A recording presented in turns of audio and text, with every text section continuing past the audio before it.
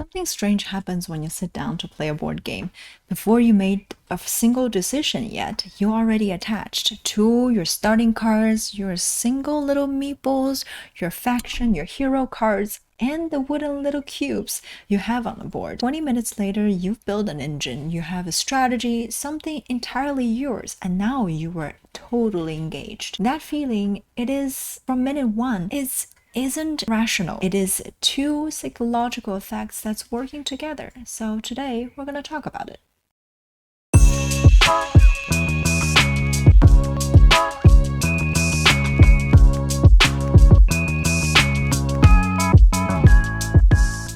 Today we're covering two connected mechanisms belong to the same video.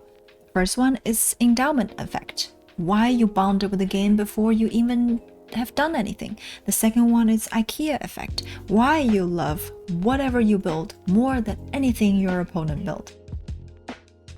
Nobel Prize winner economist Richard Thaler ran a simple experiment. He gave one group a coffee mug, another group got nothing. Then he asked both how much the mug was worth. Owner valued it at twice what the others would pay.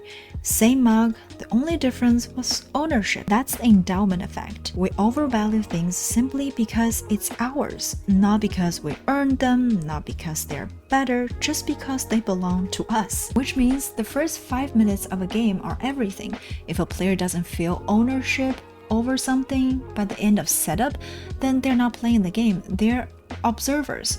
Observers don't care about the outcome. When we designed Wanderlust, this was one of the first decisions we made, that everybody choose their starting character and each character starting from a hometown, so you feel like you own the destinations and you own this character and a strategy. We never say this is yours, this is your resources, this is your starting card. We don't have to. The moment when they sit on the table and the card in front of them, they lean forward, they start planning, they start caring. Ownership first, challenge second, always in that order. Now, here's what happens after the setup. Harvard researchers ask people to build things. Furniture, they ask how much they'd pay for what people value their own creations significantly higher than identical objects built by someone else, even when theirs was objectively worse. That is the IKEA effect. The act of building, of making decisions and putting in effort makes you love what you created. Engine building games exploit this perfectly, because unlike IKEA furnitures, a board game's engine is entirely your decision. Which cards to draft, which card to put in your tableau or your engine, which combo to chase, which direction to take, even when things doesn't go as planned. Every decision is yours, so when the engine works, it really feels like it's yours. It is your creation. And that's why you would defend it in a post-game conversation like it's a masterpiece.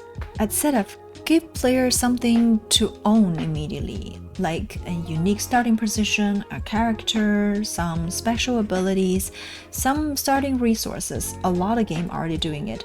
Make it visible to them, and then create the first threat to it early on. During the game, leave room for exploration. There are a lot of combos in Fantastic Sea, but we do teach them maybe one or two, but leave the rest for themselves to discover.